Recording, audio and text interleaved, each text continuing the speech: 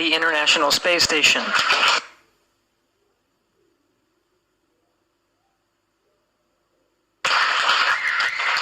Followed by Doug Hurley.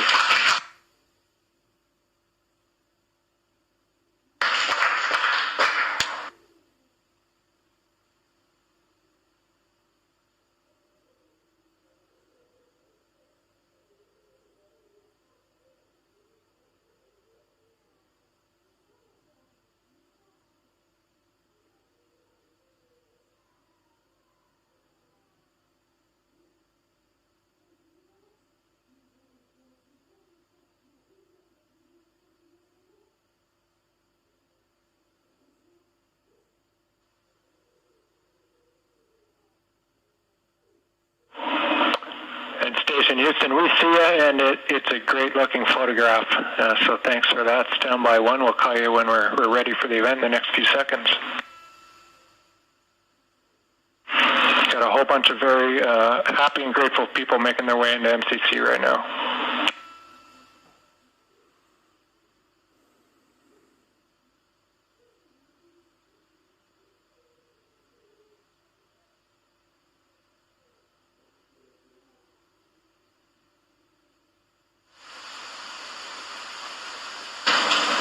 Demo 2 crew now aboard the International Space Station. They entered at 12:22 p.m. Central Time.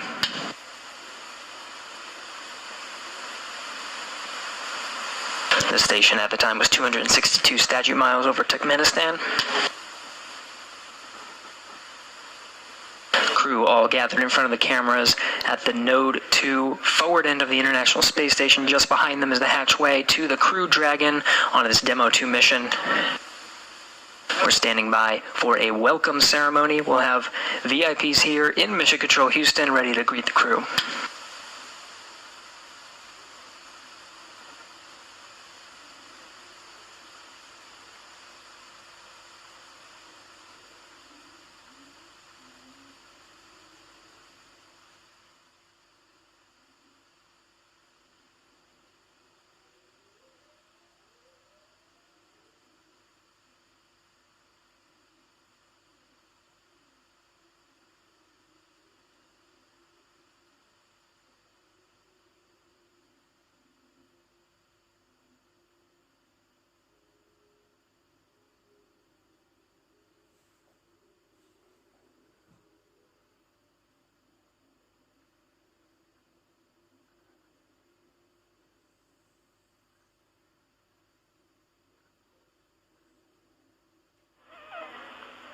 And station, we're just about ready. Stand by.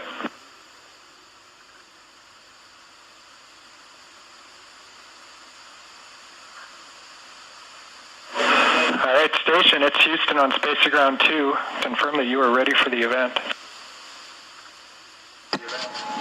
Houston, this station, we are ready for the event. Copy that. And sir, Administrator Bridenstine, welcome to MCC. Please call station for a voice check. Station, this is the NASA Administrator. Can you hear me? We hear you loud and clear, sir. Welcome to the space station. Thank you, Chris. It's good to see you. And welcome to Bob and Doug. I will tell you, the whole world saw this mission, and we are so proud of everything you have done for our country, and in fact, to inspire the world.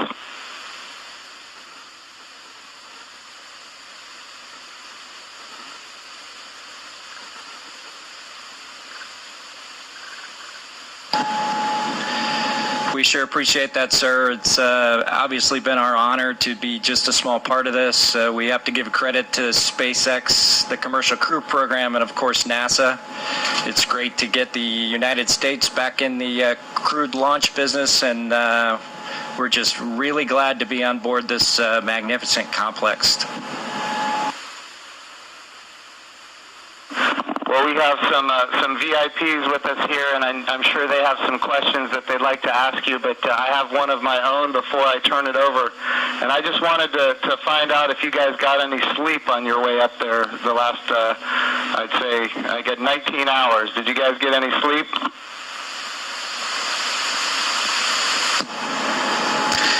Yeah, I think a lot of folks in Hawthorne were asking the same question, sir, but we did get probably a good 7 hours or so opportunity for sleep, and I did succeed at sleep, and Doug did as well. So the first night is always a little bit of a challenge, but the Dragon was a slick vehicle, and we had good airflow, and so we had an excellent evening, and just excited to be back in low Earth orbit again.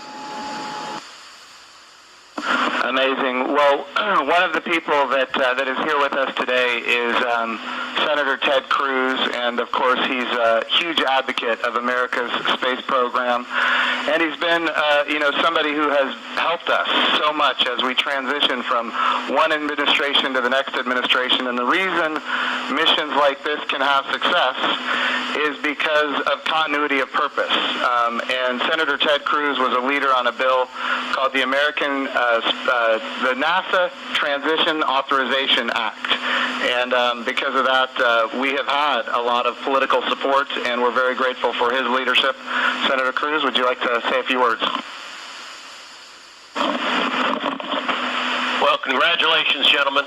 The eyes of the world are upon you, and everyone is proud of you. All of America is watching you. And today and yesterday represent big, big days. We're looking at a decade since we've had American astronauts launched on an American ship from American soil. And I can tell you, I sat with my wife and kids in our living room watching on TV yesterday, and I suspect we did what just about everyone watching did, including both of you, which is held our breath as it took off. And we're glad to see you've landed safely. We're glad to see you've docked. And so let me ask you, that Dragon is an amazing vehicle. How does she handle?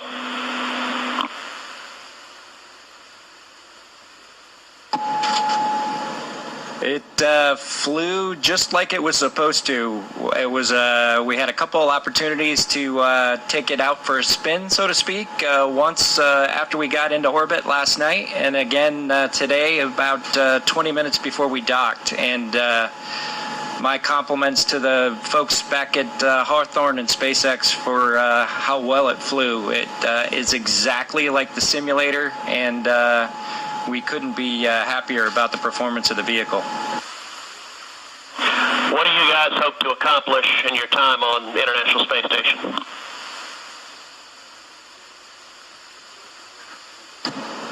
Well, while we're on board the space station, of course, with the new spacecraft, we do hope to put her through her paces, and so the good ship Endeavour is going to get a lot of checkout over the next week or two here, and hopefully we'll be able to declare her operational, and Doug and I will be able to take some burden off of Chris and his crewmates, Ivan and Anatoly, so that we can keep the space station operating at its peak possibilities. So we're looking forward to contributing any way that we can, and like I said, trying to keep space station as productive as possible. As a country, we're in the midst of a tough week. We're seeing protests, we're seeing a lot of anger, we're seeing violence. And I have to say, this launch and y'all's docking is a powerful inspiration of what we can do when we come together, of the power of unity, the power of ingenuity. And so I guess the last question I would ask you is since you have the opportunity to address, in particular, all the young people in America, what would you tell them in terms of what we can do when we can come together?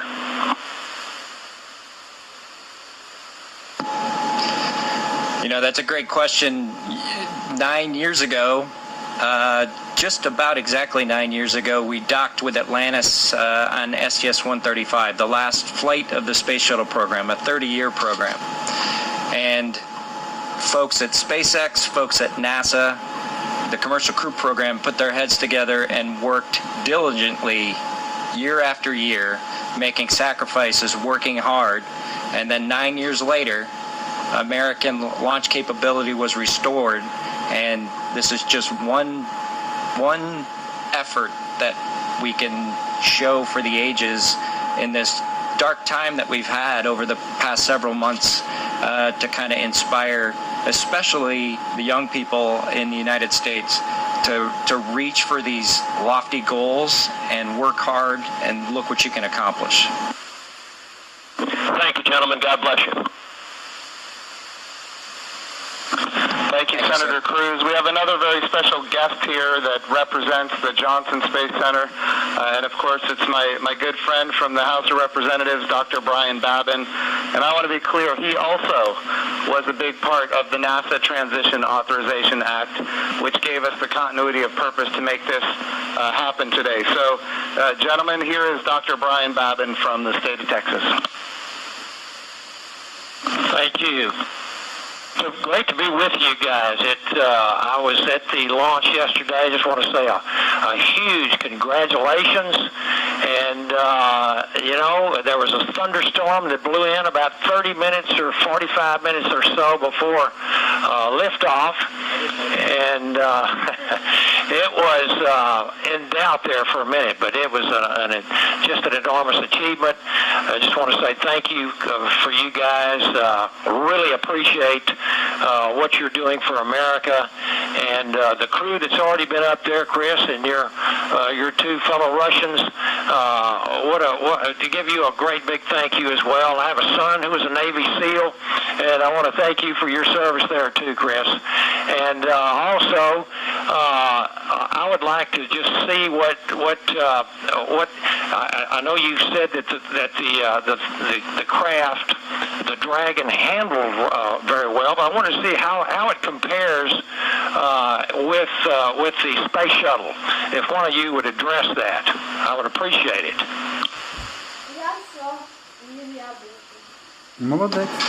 Well, thank you, sir. It certainly has been a long endeavor for us and our namesake spacecraft.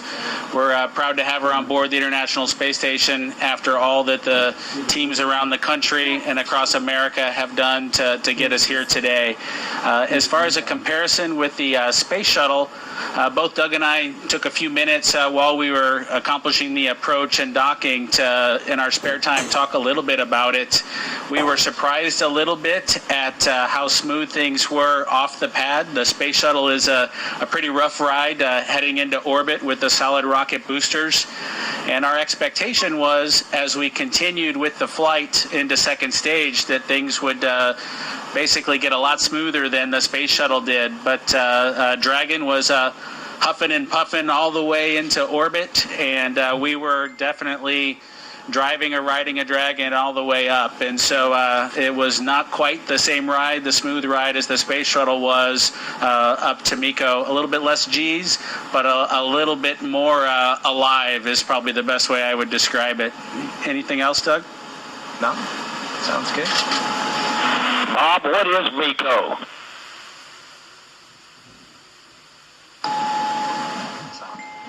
Sorry, I have to apologize for actually using the term MECO. It's a little bit confusing between the space shuttle and the Dragon vehicle. So it's a main engine cutoff is what MECO stands for. Those happened at different times in flight for the two vehicles. For the space shuttle, that was when you were all the way in orbit. For Dragon, that was just a little bit after 2 minutes. And then we had the single engine cutoff for second stage when we achieved orbit. So that time under the single engine under Dragon with one engine was more of an experience than the shuttle was for that 6.5 minutes or so that we were under that second stage motor.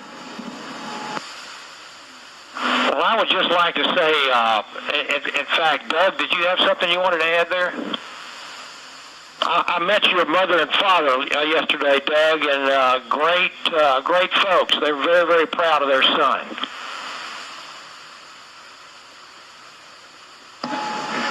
Yeah, that's pretty cool. Hopefully they enjoyed the launch. I know for parents, it can probably be pretty nerve-wracking for them to experience a launch. This was their third, so I'm glad everything went okay, and hopefully it was a good show. We haven't obviously heard or seen any video yet, but we're looking forward to seeing the launch replayed sometime. I can assure you that it was a great show. It was one of the treats of my lifetime, I would have to say, and many other folks that were sitting there looking all across the country and even the world. And I can tell you, as Senator Cruz said, we've gone through some really rough times over the last few days, and to have that successful launch, the public-private partnership between NASA and SpaceX, and you guys being so well trained and having it go off without a hitch was a tremendous blessing for our country. And I can't tell you how many emails and communications I've gotten from people that who are so disturbed by what's been going on, transpiring around the country, to have the great news and the wonderful liftoff and everything going without a hitch.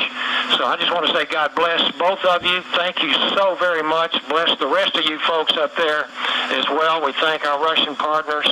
And thank you, Chris. Y'all are all in our prayers, and we're looking forward to seeing you successfully complete your mission and back on safely on Earth. God bless.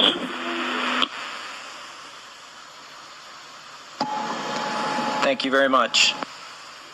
Yeah, and just so you guys are aware, the show was in fact spectacular.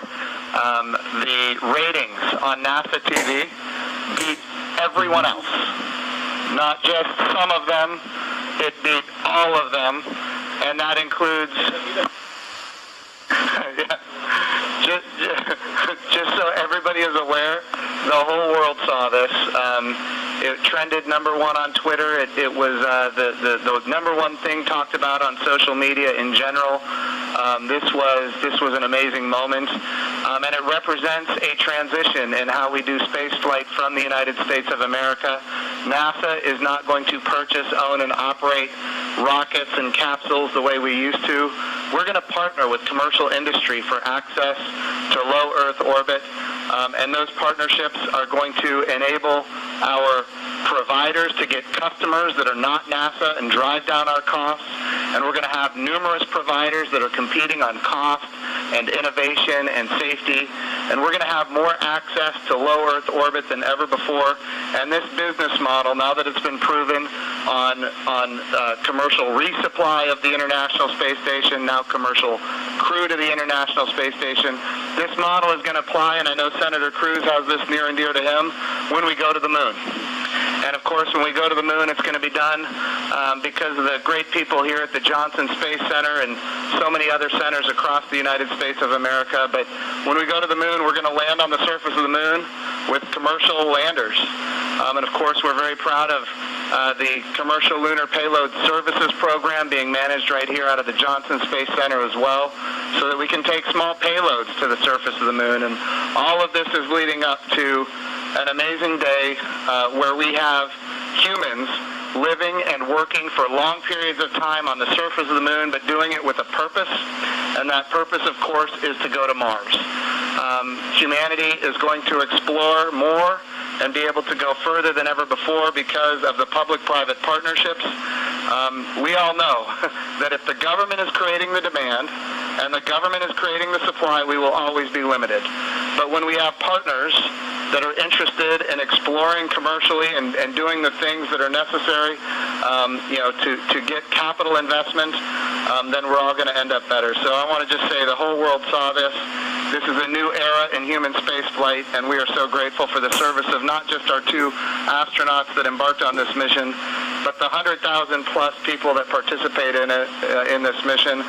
Everything from the suppliers to the main contractors, to the NASA team, the SpaceX team. What an amazing day for our country and, in fact, for the world. I'm going to turn it over for a second to my deputy, Jim Morehard, who's been a great deputy at NASA.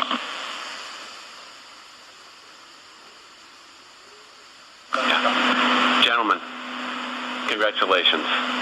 You know, Jim's mentioned going to the moon, and yesterday and today, you've inspired the Artemis generation, which is our next generation, and that's what this is about. It's really bringing the children that we've got and our grandchildren forward So they'll be the ones that are going into deep space.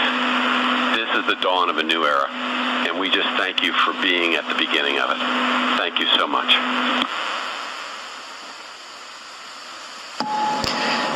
It was absolutely our pleasure, but it's just a huge team effort across the board from SpaceX to NASA that made this all happen. We were just the lucky guys that got to fly the rocket yesterday. I have a question for Chris Cassidy. You know, our crew here decided to be about 3 days late. You got to work them overtime, I presume, now to get them caught up on all the activities that they missed out on. Any plans for them? Well, the day they missed out on was a good one for them to skip. It was Saturday house cleaning, but I took care of it for them. We'll catch up next weekend. But in all seriousness, we've got a few things to take care of tonight. Make sure we're all safe and we know the plan in case something bad happens. And then we're looking forward to some operational stuff later in the month. Maybe we'll get outside and do some spacewalks. And our efforts in these coming weeks will be in that effort. So we're all super excited to have 2 more crewmates to the Expedition 63 team. Awesome. And of course, here in Houston, this is the home of the astronaut office, and the Johnson Space Center is led by Mark Geyer, and I'm going to turn it over to Mark for a few comments. Thank you, Jim. Hey, it's great to see all of you there. Good to see you, Bob and Doug. I know we talked a few days ago. You look a little taller than I remember you. And but I also want to thank Anatoly and Iman and of course Chris for what you guys have been doing since you all arrived. And I know there's been a ton to do, and you've been really busy, and I appreciate that. So I also like this visual of our international partnership. We have had a tremendous partnership with Roscosmos, and we will continue to do so. But it is nice to see crew arrive from this side of the space station, so that was pretty cool after 9 years. I did have one question for Chris, though. What might you do to ensure that Bob and Doug stay longer? Do you have any strategy there?